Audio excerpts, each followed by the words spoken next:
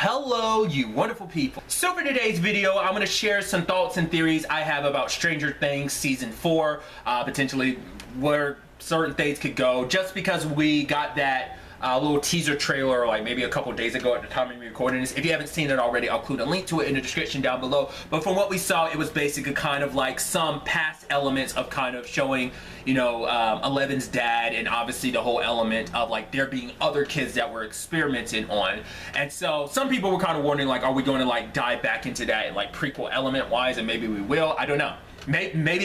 Maybe that's something just for the teaser that we kind of, maybe we'll never, like, maybe because we've seen 11's past, maybe going into the, like, maybe with this element going forward, like, you know, maybe it could imply like we see other kids' perspectives on things, because obviously the way season 3 ended off, you're like, where are they potentially going to go? The kids are split up, going their separate ways, like maybe finding out that Hopper is in Russia, especially considering like it's been set up that Russia's trying to do their own thing with like the Upside Down and trying to get a way into there. So obviously we've gotten, you know, stuff with like the Demogorgons and the Mind Flayers, and like it seems like where we currently are at, the Mind Flayers are like the top tier like thing, like bad guy in that universe, not unless we find out there's something else. Maybe it is going to be a thing more so of maybe going forward, like the Upside Down bleeds more into our reality in a way never before, like where it's like what you usually experience in the Upside Down is usually only in the Upside Down. Maybe because of maybe what Russia ends up doing in this series, it could end up bringing the entire, like it could be like, oh, these dimensions are literally collapsing upon each other and we got to find a way to separate them before they do, or we're going to either be stuck this way, or basically these two dimensions are going to collapse upon each other and everything's going to go kaput. Maybe they could do like that. Seems like the biggest like world-saving aspect. I mean, to be fair, they've been on some world-saving stuff regardless, especially everything with the Mind Flayer. And I feel like every season you have to make it bigger and bigger, because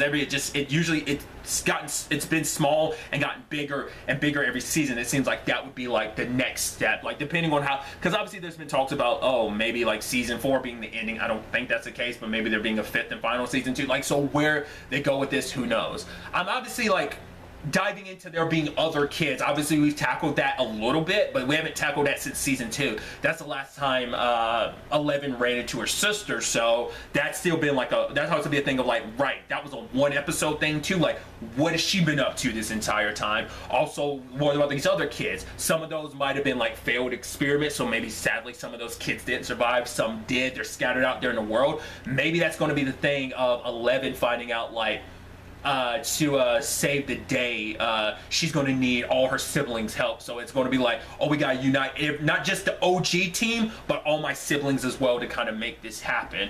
And that could be an interesting development if we introduce like other people that are like other kids, because for 11 it's like she's always been alone with what she's been capable of, to find out like, you know, that's why like when she ran into her sister, it was like it felt so good because she didn't feel like such a weirdo, because like, oh my god, there's someone just like me out here. Like that could also cause some tension between the OG group, because like, right, we don't have powers and this is where 11 belongs. This is her actual family, and that might play a role in the story, like with her being like, maybe staying with the Byers isn't 100% the right place for her because these are people who are like her. These are her siblings, you know, or maybe that could fold into the story of like, right, like what do you do with all these kids? Do you like try to find them fit? Like, we don't know all their circumstances, you know. They've probably been all on their own. We've seen how her sisters tried to survive on her own, you know. Who knows about the other siblings? Like, I mean, like I said, it depends on how dark they want to go with it. Like, if they want to make it so like most, if not all of them, with the exception of her sister, died maybe, or at the very least are failed experiments in certain regards, maybe that would play a role in the Russia aspect of things. Maybe like Hopper, while he's in prison and locked up and stuff, will end up finding out that there's actually maybe he'll run into one of her siblings and is like, whoa, I know a girl like you who has powers and everything, which that's also another thing too. Let's not forget, like, 11's powers were on the fritz at the end of season 3, and the question was going to be like whether or not they're going to come back. I think they are, but how long is it going to take? Is it going to have to be something where she's going to have to like flex that muscle and it's like little by little get her powers back to be as powerful as she was?